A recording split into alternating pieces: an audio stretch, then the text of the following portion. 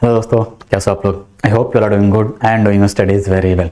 दोस्तों, my name is C Ajay Kumar and it's been around 10 to 12 years that I am in teaching mainly the subject of business law, that is in first semester, auditing in fifth semester, and corporate governance in sixth semester. Also in business organization and management.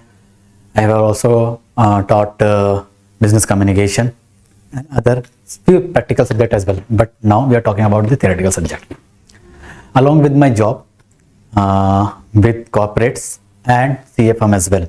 तो यहाँ पे जो भी हम discussion भी करके चलेंगे in the subject of corporate governance, हम थोड़ा प्रैक्टिकल एस्पेक्ट्स को भी समझ के चलेंगे। ऐसा नहीं है कि मैं बिल्कुल ही थ्योरी फोकस आपको डिस्कशन करवा के चलूँगा, नहीं। हम थ्योरी के साथ साथ, क्योंकि सब्जेक्ट तो थ्योरेटिकल ही है, बट इस सब्जेक्ट में क्या है, प्रैक्टिकल एंगल से समझना पड़ेगा आपको। कंफ्यूज मत होना, दोबारा सुनो। सब्जेक्ट थ्योरेटिकल है बट समझना आपको प्रैक्टिकल एंगल से ही पड़ेगा इसको, कि ये चीज हुई कैसे, ये इतने फ्रॉड्स हुए कैसे, ये आपको प्रैक्टिकल एंगल से ही समझ के चलना पड़ेगा।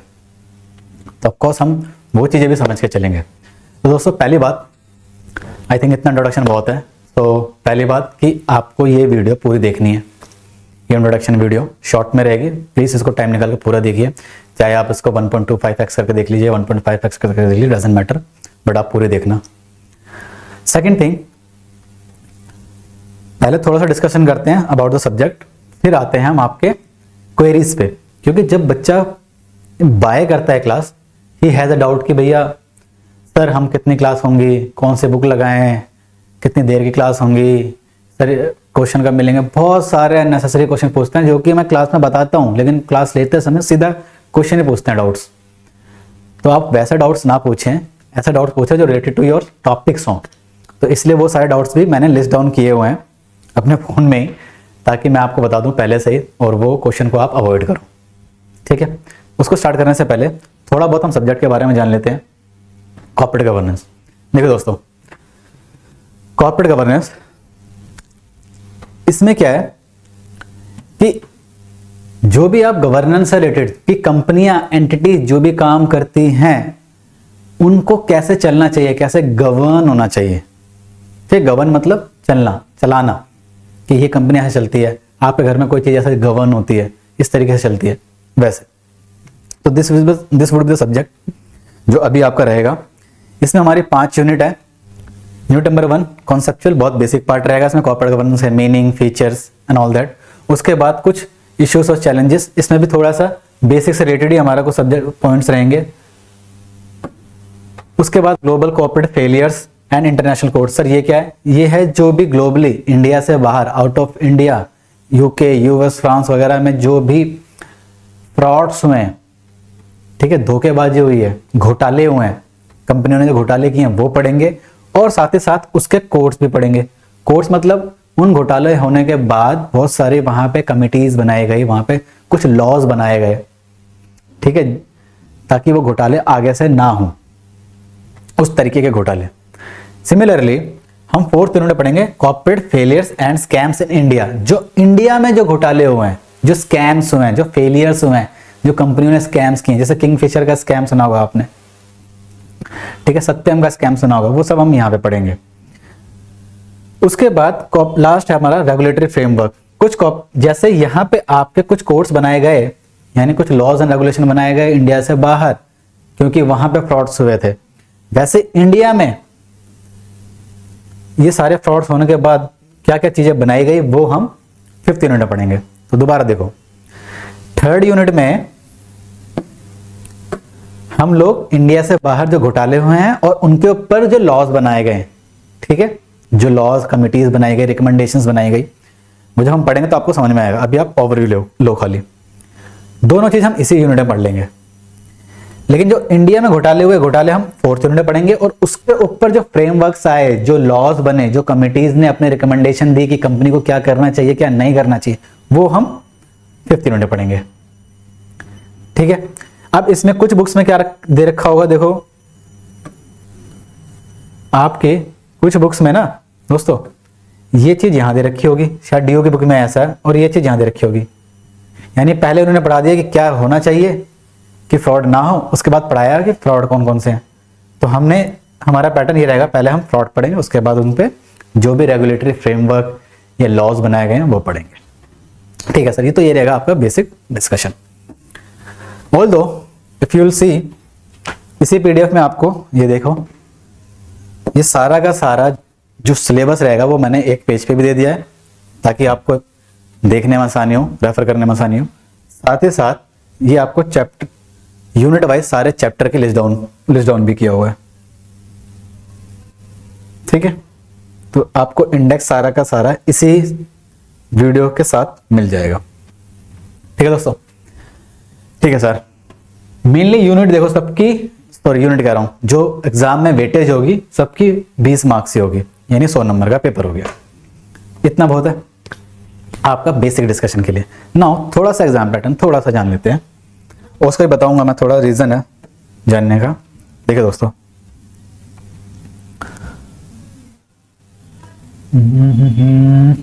आपका थोड़ा सा मैं बता देता हूं, क्योंकि बीच बीच में क्लासेस में मैं डिस्कशन करूंगा। ये पहले एक और सब्जेक्ट होता था ऑडिटिंग, जो आपका सेम 5 में है ना, ऑप्शनल है। देखो ये आप लोग ना बहुत पुरानी बुक्स रेफर करते हो, उसके बाद आपके डाउट्स आते हैं इनसे, तो इसलिए मुझे ये चीजें डिस्कस करनी पड़ रही है। अदरवाइज अब ये डिस्कशन का पार्ट नहीं है, पहले था, पिछली क्लास में मैंने किया था पिछले साल, लेकिन अब नहीं है, बट फिर भी मैं थोड़ा सा रेफरेंस दे रहा हूं। और ये कॉर्पोरेट गवर्नेंस, सीजी कर लेते हैं इसको हम शॉर्ट में।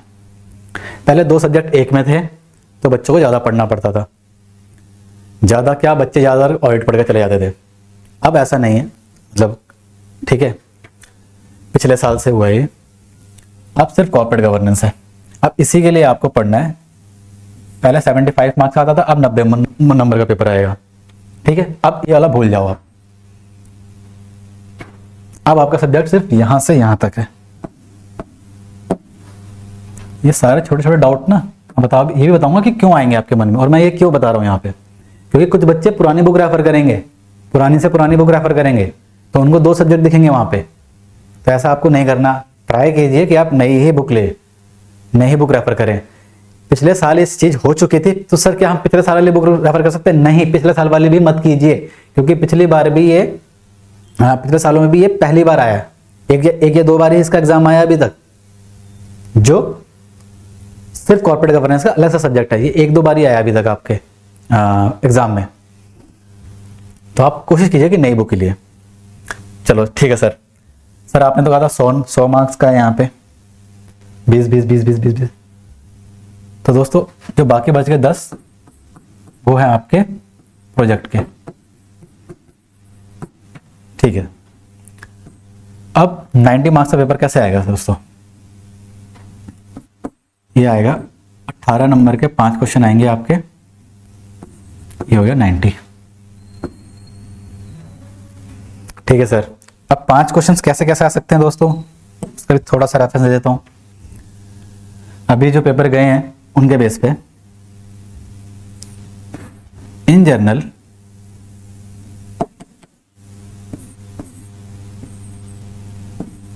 एक क्वेश्चन के 2 पार्ट आएंगे, एक क्वेश्चन के 2 पार्ट आएंगे।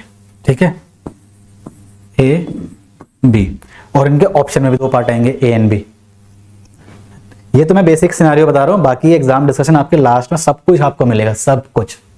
ठीक है सर, तो मेनली यही पैटर्न रहेगा पूरे 5 क्वेश्चन का, यानी 10 क्वेश्चन आएंगे करने के लिए, जो आपको करने होंगे। ऑप्शन में उनके 10 और आ जाएंगे। हो सकता है किसी किसी क्वेश्चन में ऐसे भी आ जाए 2 4.5 के और एक और 9 का। हो सकता है एक क्वेश्चन पूरा का पूरा 18 का भी आ जाए, लास्ट टाइम आया हुआ है, जिसपे आपको पूरा का पूरा एक डिस्कशन करना है, लॉन्ग डिस्कशन करना है किसी क्वेश्चन का। तो ये आपका एग्जाम पैटर्न रहेगा। मेनली आपके क्वेश्चंस 90% यही आएंगे। ठीक है, ठीक है सर। तो आई थिंक इतना बेसिक डिस्कशन बहुत है अबाउट द सब्जेक्ट। चलिए अब हम डिस्कस कर लेते हैं जो आपके मन में बेसिक्स डाउट्स आते हैं। ठीक है सर, पहला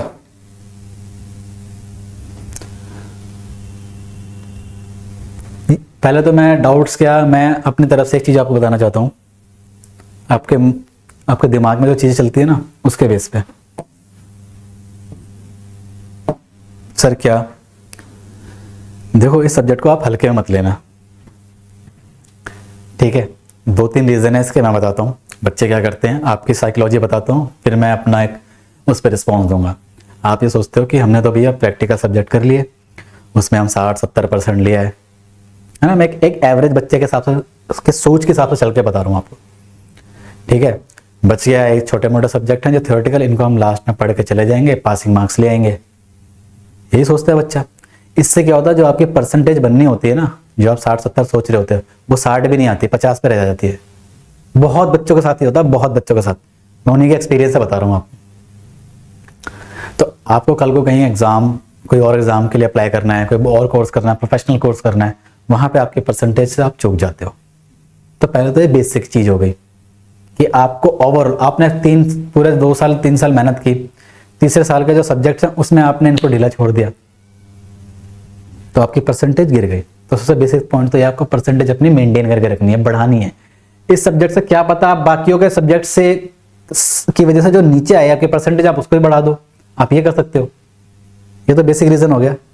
और बताता हूं आपको, पहले इसमें ना लोग, पहले मतलब जब ये सब्जेक्ट पुराना था, ऑडिट भी करके जाते थे कि भैया ऑडिट का मेन पार्ट कर लेंगे, और कॉर्पोरेट गवर्नेंस ज्यादा पढ़ते नहीं थे, तो उसी के बेस पे पासिंग मार्क्स ले आते थे और पास हो गया, बस काम खत्म। अब तो ये पूरा का पूरा कॉर्पोरेट गवर्नेंस ही है दोस्तों,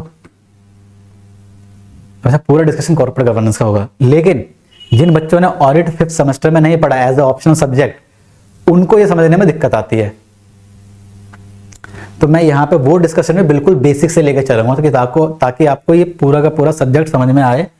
उसमें हम थोड़ा सा कॉर्पोरेट कंपनीज लॉ के भी इसमें पॉइंट्स हैं, वो भी डिस्कशन करके चलेंगे जहां जहां रिक्वायरमेंट होगी। तो प्लीज इस सब्जेक्ट को हल्के में मत लेना। पहला, ये आपकी ओवरऑल परसेंटेज बढ़ाएगा। दूसरा, ये सब्जेक्ट उतना इजी नहीं है जितना बहुत बच्चों को लग रहा है, ठीक है। आई होप इतना बहुत है। और बताता हूं आपको, अब बच्चों को और का डाउट आता है दोस्तों।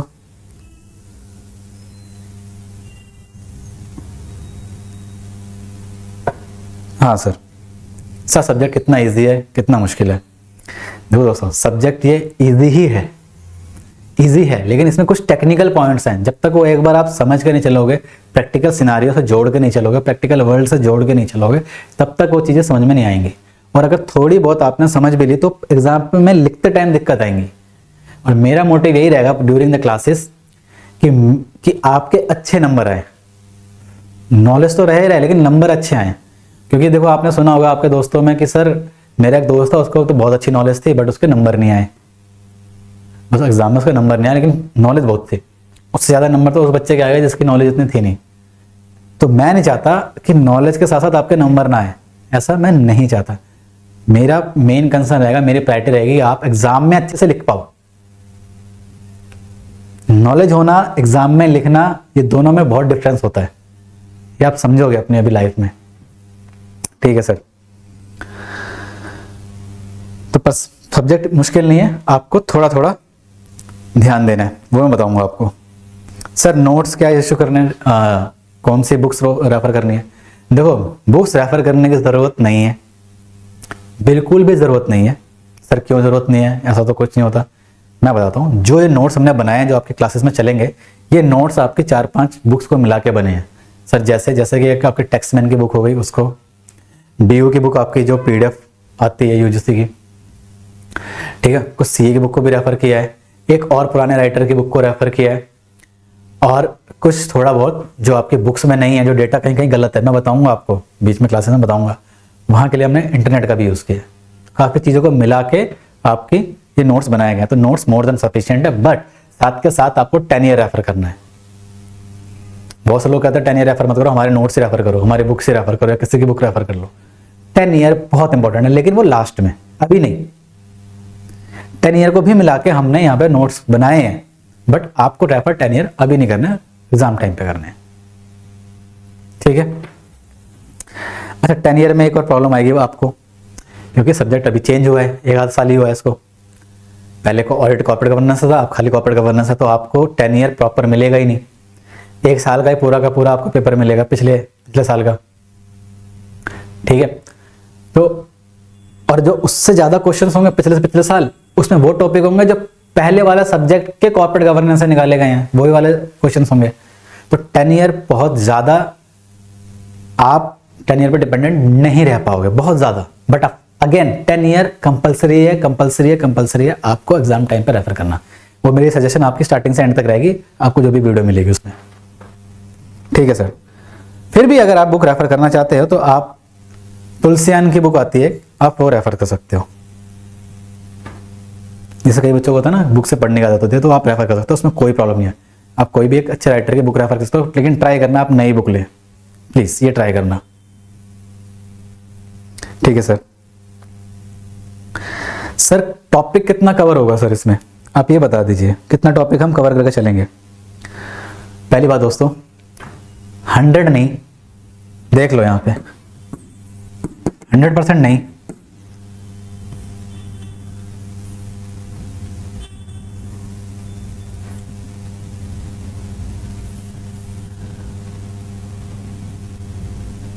चलो छोड़ो, 100% नहीं दोस्तों, हम सॉरी हम 120% कवर करके चलेंगे।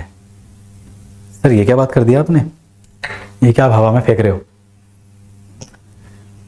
बहुत से टॉपिक्स देखो, सब्जेक्ट अभी चेंज किया है डीओ वालों ने, तो कई राइटर्स की बुक में वो टॉपिक्स नहीं है जो एग्जाम में आते हैं। पुराने वाले सब्जेक्ट में भी था और अभी भी ऐसा है।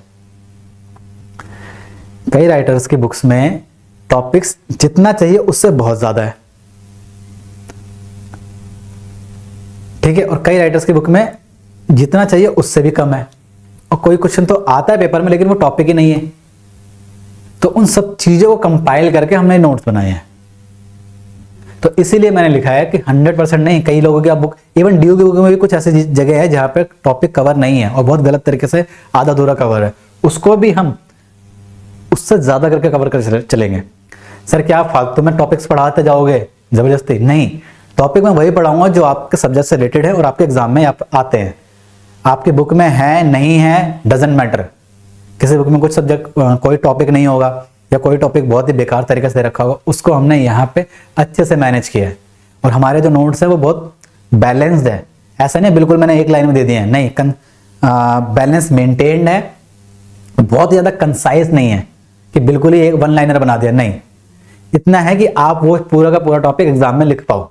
बच्चों का मेरे पास क्वेश्चन आता है, सर जो आपके नोट्स है क्या हम वो एग्जाम में लिख सकते हैं? यार बिल्कुल लिख सकते हो, वो बनाए इसी वजह से हैं, बुक से ही बनाए हैं, वो बुक से ही बनाए हैं। मैंने अलग से कुछ अपनी राइटिंग नहीं गई है। और ये क्वेश्चन पता मेरे पास कब आता है?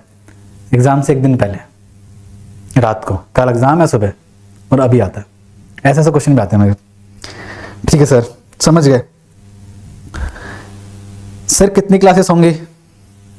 तो देखो क्लासेस तो वैसे इसकी 30-32 ही जानी चाहिए, 30-32 ज्यादा से ज्यादा 35। इसमें मैं पूरा पूरा कवर कराने करूंगा, सोचूंगा, मतलब कोशिश करूंगा। वैसे अगर क्लासेस होनी चाहिए इसकी तो क्लासेस तो 200 की 50-60 जानी चाहिए, बट आपका 35 से 40 में खत्म होगा। सर 35 से 40 क्यों कह रहे हो? वो भी इसलिए क्योंकि जो ये आपका यूनिट है ना दोस्तों, यूनिट 4 और 5, इसमें जो हम यूनिट 3 एंड यूनिट 5, इसमें जो हम स्कैम्स पढ़ेंगे, यानी फ्रॉड्स पढ़ेंगे, जो कंपनी ने फ्रॉड्स करे हैं, वो एक एक फ्रॉड का हम बेटर वे में अलग से वीडियो बनाएंगे। वो अलग से की वीडियो में डिस्कशन होगा। ये नहीं कि मैंने 2 फ्रॉड या 3 फ्रॉड एक ही क्लास में कवर करा दिए, चाहे वो बड़े या छोटे हैं, डजंट मैटर। हर फ्रॉड को अलग से करा रखा है, हर स्कैम को। अभी समझ में नहीं आएगा, जब आप क्लासेस करोगे आपको समझ में आ जाएगा। ठीक है, उसकी वजह से वीडियो आपको ज्यादा लगेंगी, बट वैसे क्लासेस आपकी कम ही रहेंगी, नंबर ऑफ आवर्स आपके बहुत ज्यादा नहीं रहेंगे। आपके 40-42 क्लासेस में हो जाएगा खत्म मैक्सिमम। मैं सर आपने पहले 35 बोला था, वो इसलिए इनकी वीडियोस एक एक स्कैम की अलग वीडियो बनेंगी, इसलिए क्लासेस ज्यादा जाएंगी, अदरवाइज नंबर ऑफ आवर्स कम ही रहेंगे। ठीक है सर। और क्या क्वेश्चन आता है दोस्तों आपका? एक आता है क्वेश्चन, सर क्लास कितनी बड़ी होगी? दोस्तों क्लास आपकी 1 से 1.5 घंटे की रहेगी मैक्सिमम, 1 सवा घंटे में आपकी खत्म हो जाएगी, लेकिन जाएगी ज्यादा से ज्यादा 1.5 घंटे। कोई कोई, अदरवाइज 1 से 1.25 घंटे में आपकी एक क्लास खत्म हो जाएगी। And the best part which I have done with these recording classes, हमने इस क्लासेस में जो भी आपका टॉपिक रहेगा, जैसा आज हमने कोई टॉपिक पढ़ा, फर्स्ट टॉपिक पढ़ा, उसके हमने 4 टॉपिक पढ़े, ठीक है, वो उसी क्लास के लास्ट के 5 से 10 मिनट में हम पूरा रिवाइज कर लेंगे। तो यहाँ पे आपको रिवाइज भी मैं ही करा दूंगा, आपको रिवाइज ही मैं करा दूंगा। यानी आपने 1 घंटा पढ़ा, अगले 5-7 मिनट में, 10 मिनट में वो पूरा 1 घंटा हमने रिवाइज करा दिया शॉर्ट में, फटाफट, ठीक है। ये आपको कहीं देखने को नहीं मिलेगा। इससे असर होता क्या है, इससे आपने जो 1 घंटे में आपने आधा अधूरा दिमाग लगा के समझा होता है, वो तुरंत जब 5-7 मिनट में रिवाइज होता है ना, तो आपके दिमाग में बैठती है चीज। Plus what you can do, exam time से पहले इन क्लास इस लास्ट के 5-7 मिनट का आप यूज करके क्विकली रिवाइज कर सकते हो, ताकि आप एग्जाम में सारा का सारा एक ही बार में रिवाइज करके लिख पाओ। ठीक है सर, और क्या आपको, हाँ सर, इंपॉर्टेंट क्वेश्चन की लिस्ट कब मिलेगी दोस्तों? इंपॉर्टेंट क्वेश्चन की लिस्ट आपको मिल जाएगी, ठीक है, at the end of the class. जब भी आपका कोर्स खत्म होगा तब आपको इंपॉर्टेंट क्लास की लिस्ट मिल जाएगी। बार बार इसके लिए मैसेज मत करना, सॉरी, इंपॉर्टेंट क्वेश्चंस की क्लास वीडियो या फिर इंपॉर्टेंट क्वेश्चन की लिस्ट, वो पूरी वीडियो बनेगी, उससे में आपको मिल जाएगी। तो उसके लिए बार बार आप टेंशन मत लेना, बार बार उसके लिए मैसेज मत करना, ठीक है सर। अच्छा, मैंने ना आपके लिए एक मैं लास्ट में आपके लिए एग्जाम गाइडेंस की एक वीडियो भी दूंगा, जिससे क्या होगा, आप एग्जाम में आपको कैसे लिखना है, कैसे प्रेजेंट होना है, वो छोटे छोटे पॉइंट है, बहुत बेसिक पॉइंट है, लेकिन उसके आपके 10 से 15 मार्क्स बढ़ सकते हैं। तो क्या दिक्कत है, वो क्विकली आप देख लेना। और आपका क्या था क्वेश्चन दोस्तों? सर क्लासेस रिकॉर्डेड रहेंगी, लाइव रहेंगी? दोस्तों ये क्लास आपकी लाइव नहीं रहेंगी, रिकॉर्डेड ही रहेंगी, क्योंकि थियोरेटिकल सब्जेक्ट है। थियोरेटिकल सब्जेक्ट 98% बच्चे रिकॉर्डेड ही प्रेफर करते हैं, दैट्स वाई। जैसे आपकी जीएसटी क्लास होगी, क्लासेस होंगी हमारे, वो आपकी लाइव चलेंगी, जो सीए कुशल सर लेंगे आपकी, वो लाइव रहेंगी। बाकी जो अदर थियोरेटिकल सब्जेक्ट्स हैं वो आपकी रिकॉर्डेड ही रहेंगी, ठीक है सर। डाउट्स के लिए सर क्या कर सकते हैं हम? डाउट्स के लिए आपको नंबर मिलेगा, आपके एप्लीकेशन पे एक नंबर मिल जाएगा डाउट के लिए, आप उस पर डाउट पूछ सकते हैं। बट ट्राई कीजिए कि आप नेसेसरी क्वेश्चन ही पूछो, क्लास कितने होंगे ये सब क्वेश्चन ना पूछिए, अवॉइड करना। उसका रिप्लाई आपको 1-2 दिन में मिल जाएगा मैक्सिमम, नहीं तो बाय 24 आवर मैं कोशिश करूंगा उसका रिप्लाई देने की, ठीक है सर। एक चीज और दोस्तों, जब आप स्टार्टिंग में पढ़ोगे तो स्टार्टिंग के 2-4 क्लास थोड़ी स्लो चलेंगी। सर क्यों ऐसा? आपको लगेगा सर आप तो बहुत स्लो पढ़ा रहे हो, हमारा कोर्स कैसे खत्म होगा? क्योंकि आपका बेस बनाना है। बहुत से लोगों ने ऑडिट नहीं पढ़ा, बहुत से लोग कॉर्पोरेट कंपनीज लॉ वो भूल चुके होंगे, ठीक है, ऑडिट के बारे में नहीं पता। उससे रिलेटेड फिर कॉर्पोरेट गवर्नेंस में बहुत सारे टॉपिक्स आएंगे, डायरेक्टर का एक टॉपिक आएगा जो कंपनी लॉ में भी आपने नहीं पढ़ा होगा। तो एक मैं ओवरव्यू जब देके चलूंगा ना स्टार्टिंग में आपका बेस बनाने के लिए, तो थोड़ा स्लो पेस चलेगा, और जैसे थोड़ा सा स्लो पेस खत्म हुआ ना 2-4 क्लास के बाद, फिर वो हम फास्ट कर लेंगे क्लासेस को, तब आप होगा सर ये तो ज़्यादा फास्ट हो रही है। तो वो आप मेरे ऊपर छोड़ दीजिए, कौन सा टॉपिक कितना लंबा खींचना है, उसमें कितना कंटेंट ज़्यादा बताना है, कितना कंटेंट कम बताना है, depending upon your exam pattern, वो आप मेरे ऊपर छोड़ेंगे।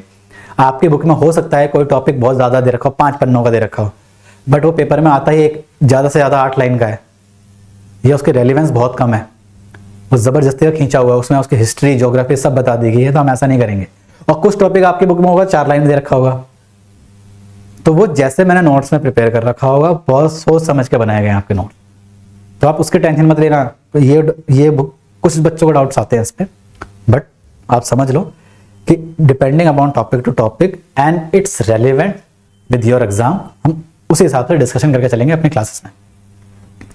बाकी तो आप जब क्लास देखोगे ना कहोगे सर आप तो काफ़ी चीज़ें कवर करा देते हो, ठीक है दोस्तों। तो ये रहेगा आपका एग्जाम पैटर्न, और आपके जो डाउट्स हैं वो आप ना पूछें, जो बेसिक डाउट्स हैं वो ना पूछें आप प्लीज़, और स्टार्ट करो अपनी क्लासेस। वीडियो हमारी स्टार्ट हो चुकी हैं, आई मीन रिकॉर्डिंग स्टार्ट हो चुकी है और डलना भी स्टार्ट हो गया।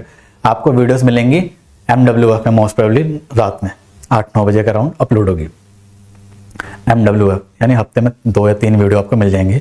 मोस्ट प्रोबेबली MWF में मिलेंगी, हो सकता है कि 2 मिले, बट मोस्ट प्रोबेबली MWF में मिल जाएंगी आपको क्लास। ठीक है सर।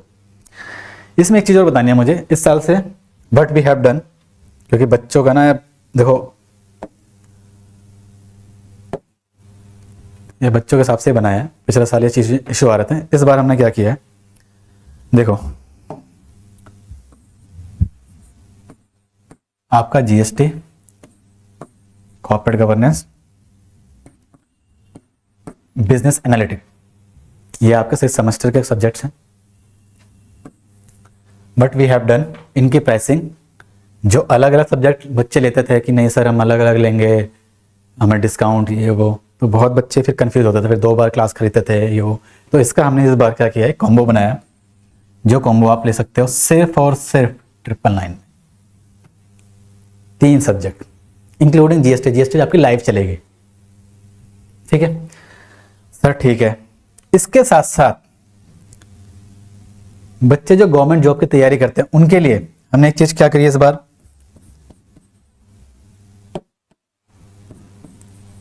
फ्री गवर्नमेंट के कुछ कोर्सेज जो एग्जाम्स आते हैं और प्लस बैंक के जो एग्जाम्स होते हैं उनके लिए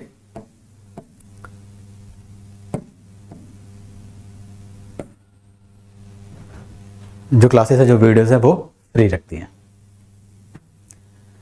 तो प्लीज़ जिस बच्चे को भी रिक्वायरमेंट है या इस चीज़ के बारे में, ऑफर के बारे में डिस्कस करना चाहता है, आपको नंबर मिल रहे होंगे, आप उस नंबर पर कांटेक्ट कर लेना, हमारे टीम से डिस्कस कर लेना, आपको सारी जानकारी मिल जाएगी।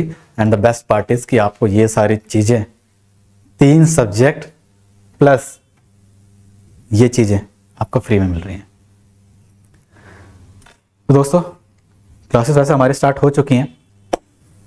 ठीक है, तो जिसको भी बाय करना है, जिसको भी इसको रेफर करना है या मन में कोई डाउट है related to the purchasing the classes the subjects, वो आप हमारे कॉन्टैक्ट नंबर जो दिए हुए हैं स्क्रीन पे, आप उस पर डिस्कस कर सकते हो। ठीक है दोस्तों, और प्लीज़ स्टार्ट कर दीजिए ये सब्जेक्ट। ये सब्जेक्ट बहुत ही ज़रूरी है, बहुत ही इंपॉर्टेंट है, कंपल्सरी सब्जेक्ट है, ये ऑप्शनल नहीं है, और यही आपका लास्ट ईयर है। इस पर अगर आपने थोड़ी बार डिलाई कर दी, थोड़ी सी भी डिलाई कर दी, तो आपकी ओवरऑल परसेंटेज खराब हो जाएगी।